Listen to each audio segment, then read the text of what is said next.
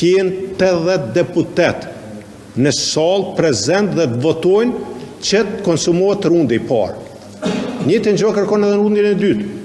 por nuk mundet me shku në rundin e dytë pa kalu rundi I parë. Dhe so janë jo serioz, sot pa përgjithshëm janë, për një temë kaq të rëndësishme për vendin, e thrasin seancën në ora 8:25 minuta për me fillu seanca në ora 8:30. Ja pa mundësojnë edhe deputetve. Kështu që